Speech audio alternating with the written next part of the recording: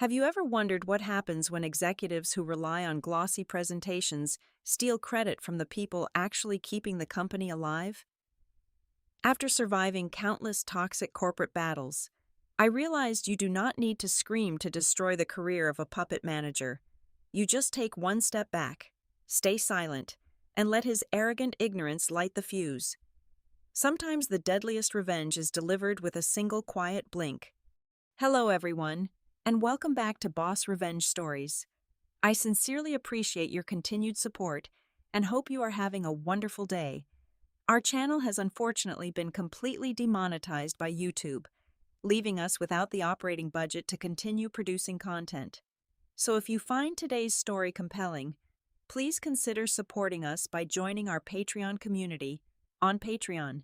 You can listen to exclusive, true stories that are much longer, feature highly detailed situations, and include multiple emotional voice actors for intense scenarios we simply cannot publish on YouTube. You can join right now by scanning the Patreon QR code on your screen or by clicking the link provided in the video description and pinned comments. Now, let us dive into today's story, and my name is Emery Johnson. I am 34 years old, and until very recently, I served as the lead system architect at OmniLogix, a billion-dollar logistics supply chain automation startup based in Austin, Texas.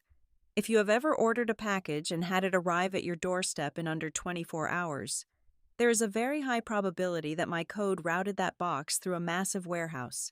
I manage an elite technical team consisting of exactly 5 people. We do not work in the bright, open-plan office spaces upstairs where the marketing teams drink green juice and brainstorm abstract concepts. We operate out of a windowless room on the ground floor that we affectionately refer to as the bunker. The bunker is a control center overflowing with thick black cables, server racks, and massive wall-to-wall monitors tracking the real-time routing and physical pathways of thousands of warehouse robots. The air in our workspace is always freezing, chilled constantly to keep the hardware from overheating. It is a dark, strictly functional environment where flattery, corporate politics, and empty small talk have absolutely no place. My team and I speak in the language of system latency, database queries, and hardware optimization. We are the beating heart of the company, even if nobody upstairs acknowledges it. The stark contrast between our intensely focused, results-driven reality and the empty glamour of upper management became agonizingly clear the day Julian arrived. Julian was our newly appointed Chief Operating Officer. He was a quintessential Silicon Valley stereotype transplanted into Texas, a man who wore fitted fleece vests over designer dress shirts and obsessed over buzzwords like synergy, paradigm shifts, and disruptive innovation. He loved throwing around heavy-hitting corporate jargon during meetings, speaking with a booming voice that commanded attention. Yet he was utterly and dangerously clueless about the actual technology that kept our operations running. Julian treated the company like his personal stage. His favorite activity was parading venture capitalists, board members, and potential investors through the building. Whenever his tours passed by the bunker, the glass walls of our office became a zoo exhibit for his grandstanding. He would knock on the glass, smile a bright, artificial smile, and point at my highly specialized engineers. "Those are just our maintenance typists keeping the servers dusted," Julian would say to the men in expensive suits, his voice easily carrying through the slightly open door. "We are currently streamlining their department to maximize our operational bandwidth."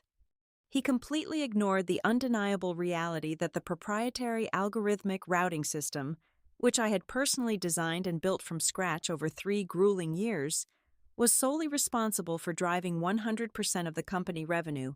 Without my code, OmniLogix was just a massive empty building filled with expensive metal carts.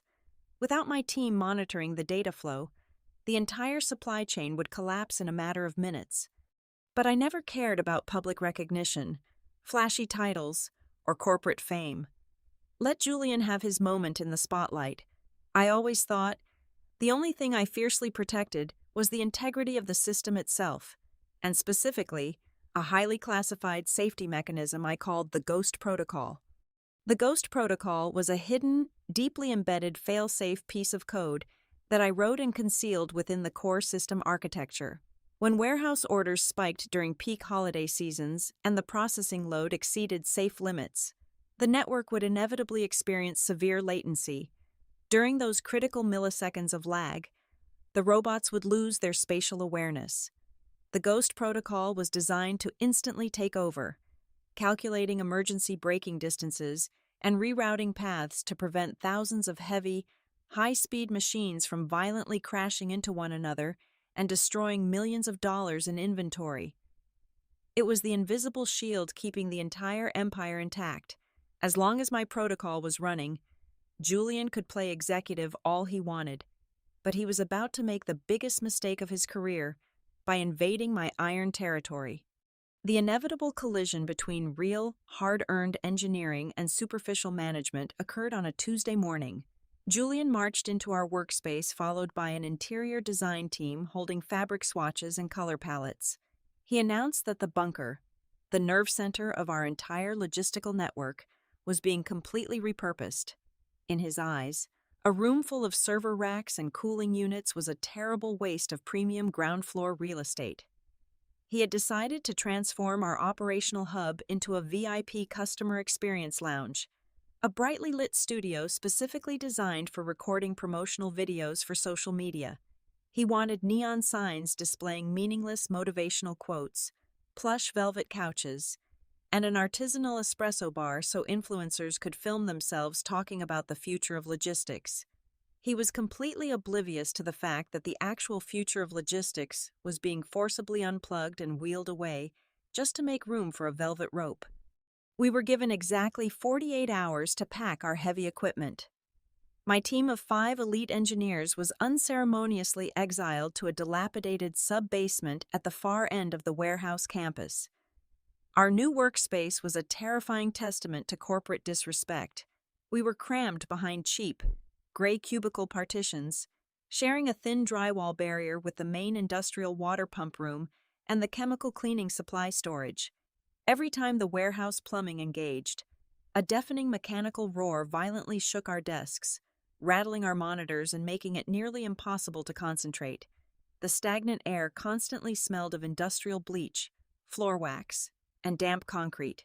We were physically and symbolically buried underground, hidden away like a shameful secret while the marketing executives upstairs toasted to their own imaginary brilliance under expensive chandeliers.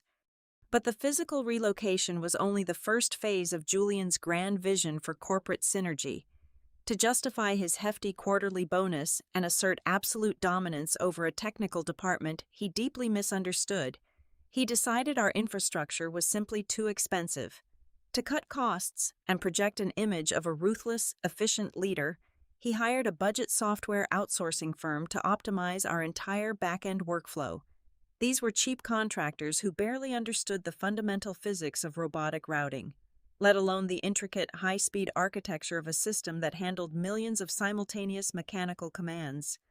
Julian called a mandatory meeting in a glass boardroom to introduce this new vendor and dropped the ultimate insult.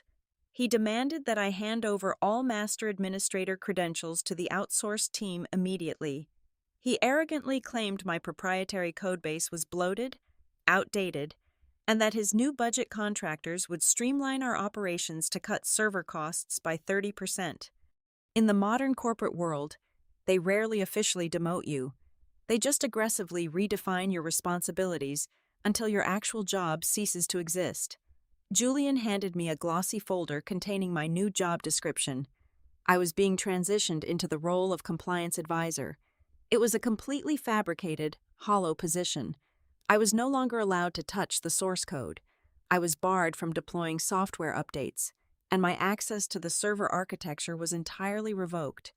My new daily tasks consisted of reviewing redundant safety checklists, filling out endless digital forms, and ensuring our technical documentation perfectly aligned with the latest corporate branding color schemes.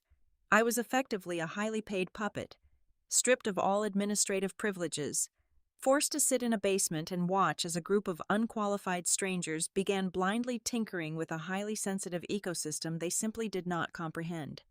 Most people in my position would have thrown a massive tantrum, They would have yelled, slammed their fists on the mahogany conference table, or immediately drafted a furious resignation letter outlining every single catastrophic flaw in management's logic.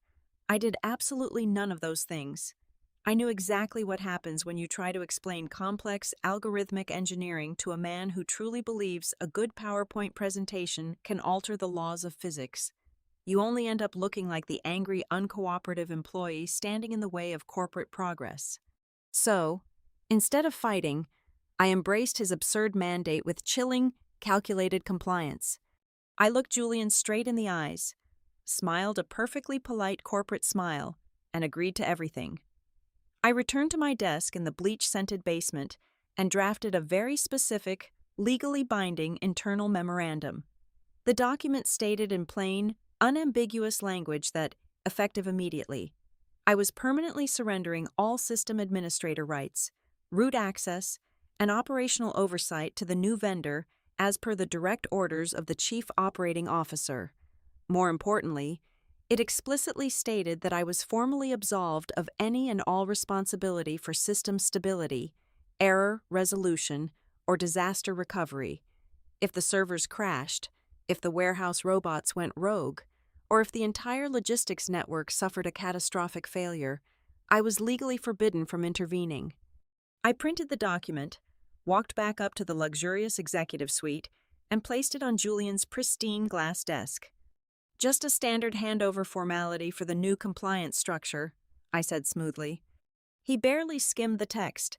He was too busy admiring his own reflection in his smartphone screen, checking his social media metrics. He grabbed his expensive gold fountain pen and signed his name with a dramatic flourish, completely unaware that he had just signed his own professional death warrant. I took my copy of the freshly inked agreement, folded it neatly into my blazer pocket, and walked away. The trap was set. The safety net was officially removed, and all I had to do now was sit back in the shadows and wait for his towering arrogance to pull the trigger. The night before our forced eviction from the bunker, I stayed late. The rest of my team had already packed their personal belongings into cardboard boxes and headed home to process the frustration of our sudden demotion. It was just me and the familiar, comforting hum of the massive server racks cooling the hardware. I sat at my primary terminal in the dim light, the glow of the dual monitors reflecting off my glasses. I had Julian's freshly signed liability waiver safely secured in my leather briefcase. I was officially a powerless advisor now, but before my administrative credentials were systematically revoked by the new contractors at midnight, I had exactly 3 hours left to interact with the system I had built. People assume that corporate revenge requires an act of aggressive, malicious sabotage, like deleting crucial client databases, deploying a destructive virus, or intentionally crashing the network. That is amateur behavior, and more importantly, it is highly illegal. I am a system architect, not a petty vandal. I did not need to break the supply chain infrastructure to prove my point. I only needed to let the system behave exactly as it was programmed to behave without my constant, invisible intervention. I opened the encrypted back-end console and navigated deep into the core registry. I moved swiftly past the routing algorithms, the load balancers, and the user interfaces, descending into the foundational layers of the software until I reached the Ghost protocol. As the ultimate fail-safe mechanism for the entire warehouse network, the Ghost protocol operated on a strict, continuously renewing digital security lease. Every single day at precisely midnight, the protocol automatically authenticated itself against my master administrator account, silently renewing its operational license for another 24 hours. It was a standard, military-grade security measure I had implemented to ensure that if a hostile entity ever successfully hijacked our external network, they could not weaponize the internal safety protocols against the physical robots. I hovered my cursor over the master configuration file. With 3 deliberate keystrokes, I bypassed the standard visual interfaces and accessed the raw authentication parameters. I did not delete a single line of code. I did not alter the emergency braking distances or manipulate the robotic spatial awareness matrices. I simply located the auto-renew variable and toggled the function from true to false. I pressed the Enter key. The terminal blinked once. No loud alarms sounded in the bunker.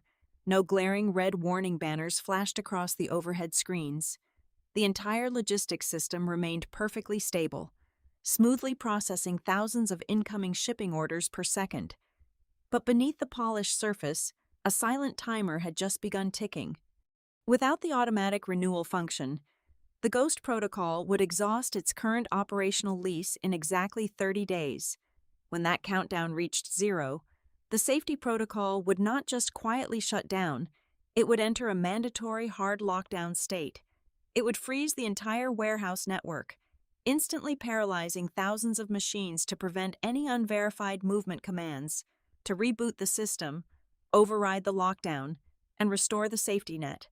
The architecture was explicitly programmed to demand a physical token, an encrypted hardware key bridging the gap between the digital servers and the physical machinery. This critical physical token was not a flashy, high-tech piece of biometric hardware stored in a vault.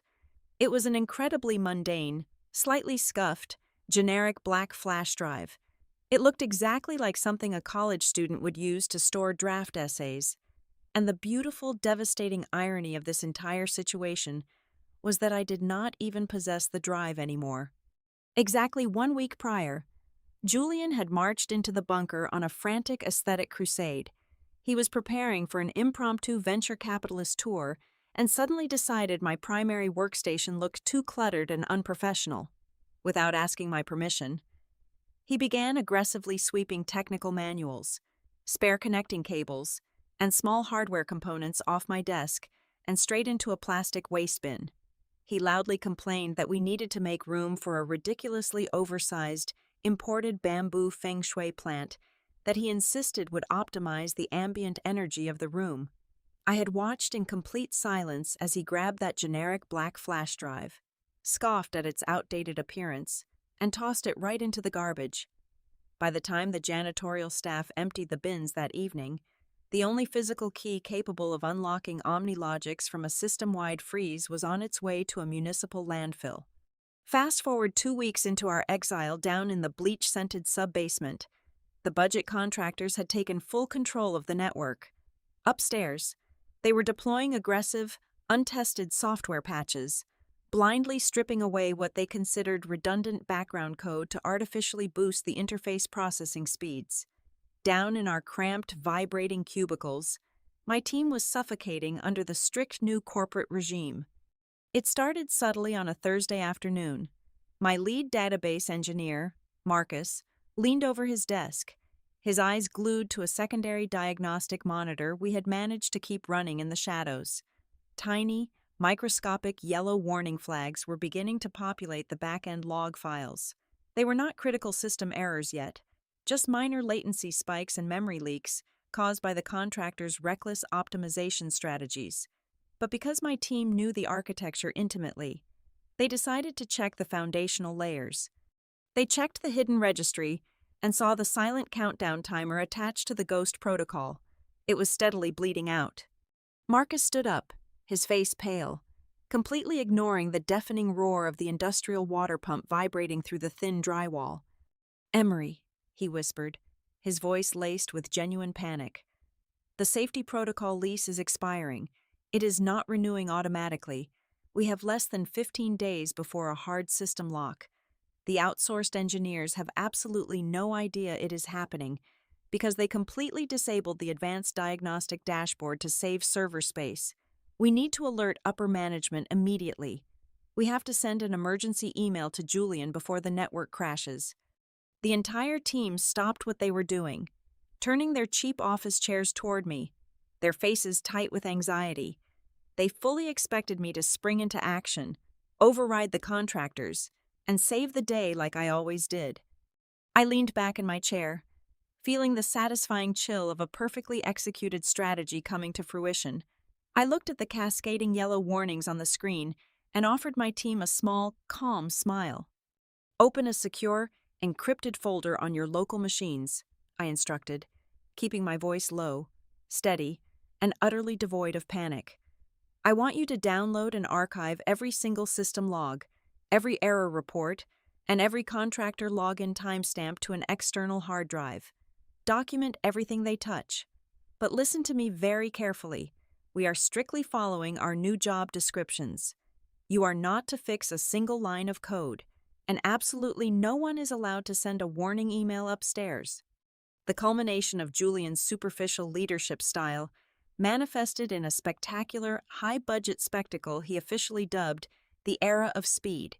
It was a massive, fully catered live stream event hosted directly on the floor of our largest flagship distribution center. He had transformed the usually dim industrial warehouse space into an arena worthy of a major tech product launch. The concrete floors were polished to a mirror finish, bathed in sweeping, dramatic blue and silver laser lights that cut through the artificially generated fog. A towering, ultra-high-definition LED screen dominated the background, ready to display real-time logistical data to the world. He had not just invited the local tech press. He had personally flown in the executive board of Titan Corp. Titan Corp was not just another corporate client. They were the undisputed giants of global retail commerce, and their exclusive shipping contracts accounted for a staggering 70% of our total annual revenue. Keeping their board of directors happy was the only thing that kept OmniLogic solvent.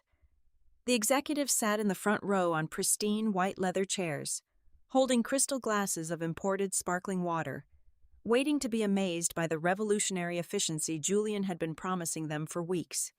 For days leading up to the event, Julian had been absolutely insufferable on social media. He posted relentless video updates on his professional networking profiles, wearing his signature expensive fleece vest, confidently walking through the aisles of the warehouse. He stared directly into the camera lens and openly bragged about the unprecedented leanness of his newly optimized operational structure. He shamelessly and publicly criticized the foundational architecture I had built from the ground up. For years, this company was held back by bloated, incredibly expensive legacy code, Julian declared in one of his viral posts, a condescending smirk playing on his lips. We were paying premium salaries for an archaic mindset that feared innovation. My new, streamlined engineering team has stripped away the excess fat. We have entirely removed the unnecessary, heavy algorithms that were artificially throttling our true potential. Today, we unleash pure, unadulterated velocity. While Julian was busy practicing his power poses for the cameras, the reality behind his shiny new dashboard was a terrifying digital nightmare. Up in the newly renovated lounge, the outsourced budget contractors were completely oblivious to the catastrophic failure brewing beneath their feet. They were not monitoring the core system stability. They were actively ignoring the back-end server diagnostics, entirely missing the alarming reality that the primary cache memory was rapidly evaporating.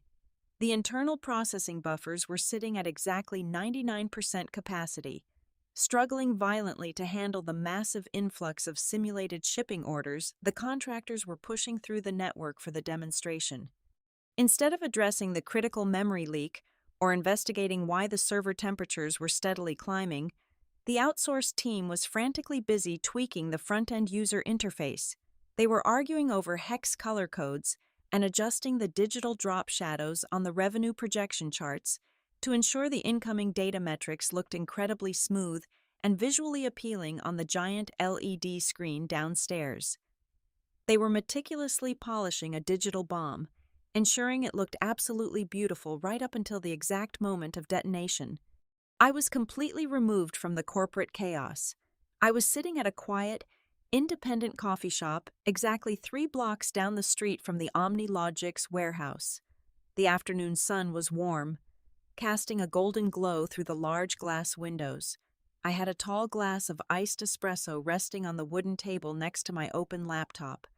The ambient sound of soft indie acoustic music and the gentle rhythmic hiss of the espresso machine provided a remarkably peaceful soundtrack to my afternoon. I was no longer the dedicated system architect desperately trying to hold a crumbling infrastructure together. I was simply an anonymous spectator, a regular member of the general public tuning into a corporate broadcast. I logged into the public live stream link, adjusted my wireless noise-canceling headphones, and took a slow, highly satisfying sip of my cold coffee. On my screen, Julian confidently stepped up to the transparent acrylic podium.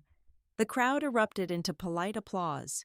The Titan Corp executives leaned forward, their eyes fixed on the massive display illuminating the cavernous warehouse. Julian began his opening monologue, his booming voice echoing perfectly through the high-end stadium microphone setup. He spoke passionately about revolutionizing the delivery ecosystem, shattering old paradigms, and pushing the boundaries of automated velocity. My phone, resting face down on the wooden table, vibrated exactly one time. I picked it up and opened the secure, encrypted messaging application I used to communicate with my former team. It was a single, concise text message from Marcus. He did not use any exclamation points. He did not express any frantic panic or ask for last-minute instructions. He simply reported the cold, mathematical reality we had been quietly anticipating for the last month. The Ghost Protocol countdown has exactly 5 minutes left. I locked my phone screen and set it back down on the table, perfectly aligning it with the edge of my laptop keyboard. I leaned back into the soft cushions of my chair and watched Julian dramatically raise both of his hands on the live broadcast, preparing to initiate the grand demonstration. The trap was fully primed. The most important audience in the world was watching, and the game was officially beginning. The atmosphere inside the massive warehouse was electric, heavily engineered by the marketing department to feel like the dawn of a new technological epoch. Through the crisp, high-definition video feed on my laptop screen, I watched Julian bask in the blinding glow of the professional stage lights. He paced back and forth behind his transparent acrylic podium, a wireless microphone clipped to the collar of his expensive designer shirt. Behind him, the colossal LED screen displayed a perfectly animated, three-dimensional digital twin of the entire facility. Below the stage, stretching out into the cavernous, shadowy depths of the building, sat a vast ocean of 10,000 automated transport robots. They were currently idling, carrying towering pallets of high-value merchandise, ranging from fragile consumer electronics and medical supplies to heavy, expensive automotive components, all waiting silently for the master command. Julian raised both of his hands, gesturing for the polite applause from the Titan Corp executives to quiet down. He tapped a sleek, custom-designed touchscreen embedded directly into his podium. "Ladies and gentlemen," Julian boomed, his voice echoing majestically through the stadium-grade speakers hung from the steel rafters. "You have seen our standard operating procedures. You have seen the baseline efficiency of our newly optimized infrastructure over the past hour.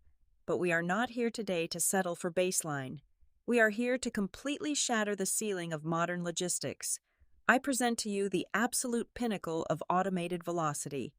He dramatically hovered his index finger over a massive, pulsing green digital icon on his screen labeled Overdrive. This was his ultimate showstopper, a reckless command engineered by the outsourced team designed to push the entire robotic fleet to their maximum theoretical transport speed simultaneously, completely ignoring all standard safety buffers. "Watch the future unfold," he declared confidently, and he pressed the button.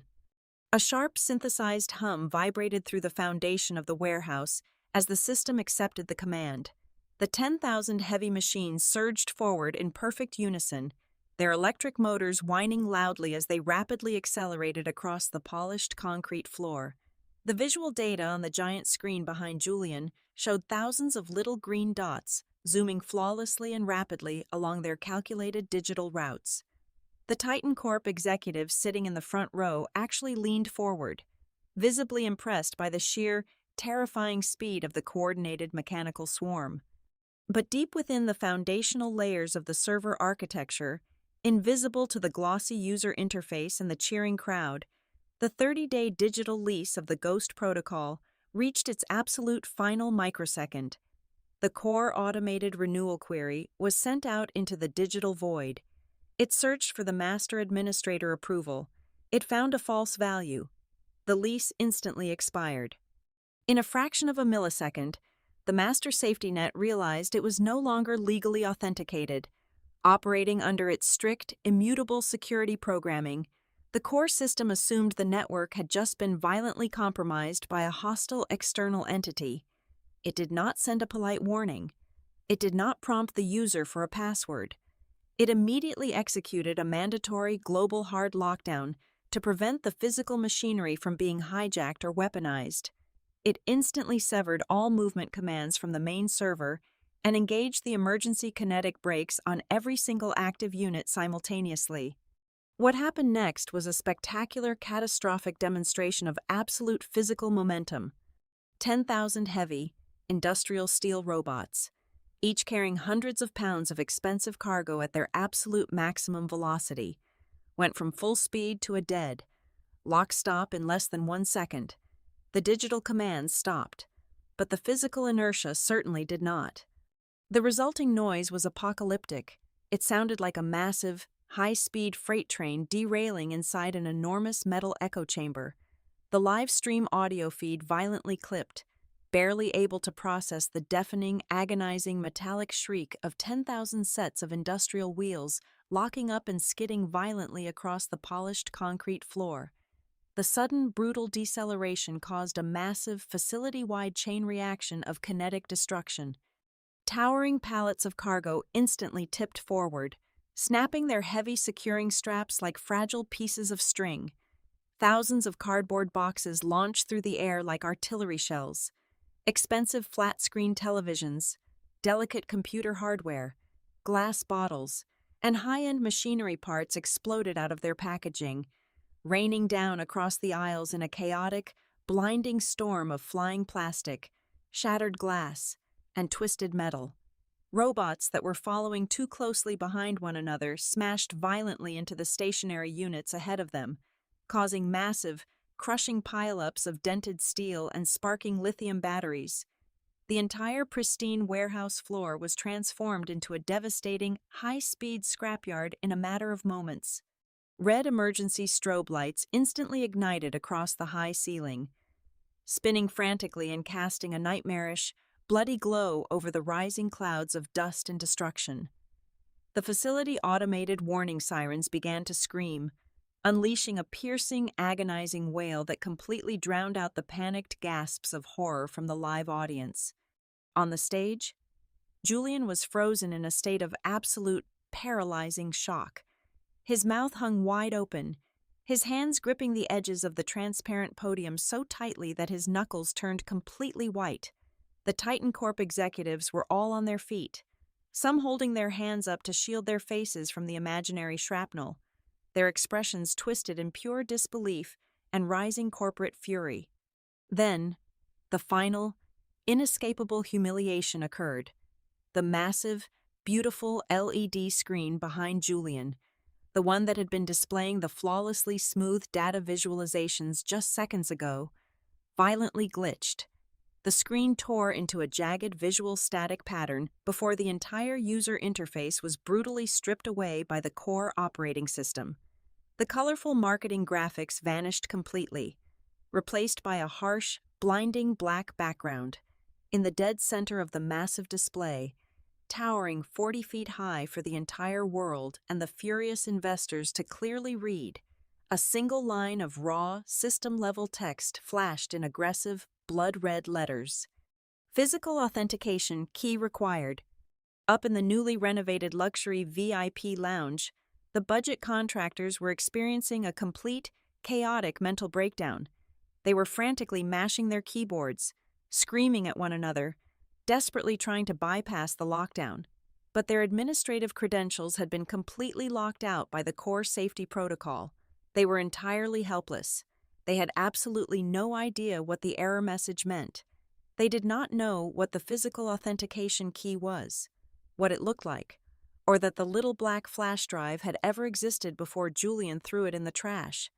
I sat alone in the quiet, sunlit coffee shop, watching the total disaster unfold smoothly on my screen. The live camera feed had panicked and panned to the side, inadvertently capturing the real-time financial stock ticker displayed on a secondary monitor near the stage. The global market had instantly reacted to the live-stream destruction of a billion-dollar logistics supply chain. The OmniLogic's share price was in a terrifying vertical freefall. the numbers dropping so incredibly fast they blurred together into a meaningless red streak. My mobile phone, resting quietly on the table, began to ring. The caller identification displayed Julian. I let it ring 3 times, savoring the cool, sweet taste of my iced espresso, feeling the warm afternoon sun on my face, before I finally dragged my fingers slowly across the screen to answer the call. "Emery!" Julian screamed into the receiver. His voice was completely shattered, stripped of all its former corporate arrogance and booming authority. He sounded exactly like a terrified, desperate child. Over the phone line, I could hear the deafening blare of the emergency sirens and the furious, demanding shouts of the Titan Corp executives surrounding the stage. "Emery, what is happening? The entire floor just crashed. Everything is locked out. The system is demanding some kind of physical key, and the new development team does not know what it is. You have to fix this right now, log in remotely, and override the system immediately." I kept my eyes glued to the live stream, watching his tiny, panicked figure pacing frantically back and forth on the stage, pressing his mobile phone tight against his ear as the red emergency lights flashed across his face. "I am very sorry, Julian," I said, my voice perfectly level, dripping with practiced, professional courtesy. "But as you already know, I am merely the compliance advisor now. I do not have remote access. Furthermore, I legally cannot assist you." "I am ordering you to fix this," he shrieked, his voice cracking hysterically over the wailing sirens. "Our stock is plummeting. Titan Corp is going to pull every single one of their contracts. We are losing millions of dollars every single second. Just tell me where the key is." "Julian," I replied calmly, taking another slow, highly enjoyable sip of my cold drink. "You signed a legally binding waiver permanently revoking my administrative access and completely absolving me of any responsibility for system stability or disaster recovery. I have the signed copy right here in my briefcase. I am strictly forbidden by your own direct orders from intervening with the source code." "I will tear that document up," he begged, the pure, unadulterated desperation radiating through the speaker. "I will give you your bunker back. I will double your salary. Please, Emery, I am begging you. Just tell me how to stop the lockdown. I really wish I could help you optimize this situation." "Julian," I said, allowing a tiny, razor-sharp smile to touch my lips. "But I have to get back to filling out my compliance reports. Good luck with the paradigm shift." I pulled the phone away from my ear, firmly pressed the red button to terminate the call, and powered off the device completely. I closed my laptop, leaned my head back against the chair, and simply sat there in the peaceful hum of the coffee shop, fully and completely enjoying the absolute silence of my victory. The very next morning, the corporate bloodbath at OmniLogics was swift and completely merciless. Before the sun had even fully risen over the Austin skyline, the board of directors convened an emergency session. Julian was unceremoniously terminated, effective immediately, escorted out of the building by private security while still wearing yesterday's wrinkled designer clothes. The board did not just fire him. Their elite legal team formally threatened him with a massive lawsuit for gross negligence, holding him personally liable for causing tens of millions of dollars in catastrophic physical and reputational damages during a single disastrous afternoon. With their flagship warehouse completely paralyzed and their primary operational infrastructure locked behind an impenetrable digital wall, OmniLogics found itself staring directly into the terrifying abyss of immediate bankruptcy. They had fundamentally misunderstood the true source of their value, and the market punished them for it instantly. But while the executives upstairs panicked, I received a very different kind of phone call. It was not a frantic plea for help, but a highly confidential direct line from the Chief Executive Officer of Titan Corp. Following the spectacular failure of the live stream, Titan Corp had aggressively deployed their own independent auditing team to investigate the wreckage. It took those auditors less than 12 hours to trace the historical commit logs, review the system architecture, and definitively identify the single, undeniable brain that had kept the entire logistics empire running flawlessly for years. "We have absolutely no interest in salvaging the sinking ship that is OmniLogics," the Titan Corp executive told me plainly over the phone. "But we are extremely interested in the architect who built the engine. We want to fund whatever you decide to build next." I did not hesitate. Within 48 hours, I established my own independent automation architecture firm. I made 5 phone calls, and within minutes, I had poached my entire former elite engineering team from the dark, bleach-scented basement. I offered every single one of them a starting position, with a salary exactly double what they were making under Julian's oppressive regime. Our new headquarters is the exact opposite of the old bunker. It is a brilliant, open space located on the top floor of a modern high-rise, absolutely flooded with natural sunlight from floor-to-ceiling windows. There are no hollow corporate slogans painted on our walls. There are no imported bamboo feng shui plants taking up valuable desk space, and absolutely no executives allowed to wander through our workspace spouting meaningless buzzwords. We speak the language of pure, unfiltered logic, building customized, highly secure logistical networks for the biggest clients in the world, on our own terms. The absolute perfect closure to the entire ordeal arrived via a simple cardboard delivery box 3 weeks later. A diligent janitorial worker from the old OmniLogix campus, tasked with clearing out the abandoned sub-basement, had found a small pile of discarded personal items and kindly mailed them to my new office address. Sitting right there at the bottom of the box, slightly cracked and covered in dust, was the generic black flash drive, the physical authentication key, the single piece of hardware capable of unlocking the billion-dollar tomb I had left behind. I picked up the small plastic drive, feeling its insignificant weight between my fingers. I thought about the sheer panic it had caused, the empire it had destroyed simply by being absent. A genuine, deeply satisfying smile spread across my face.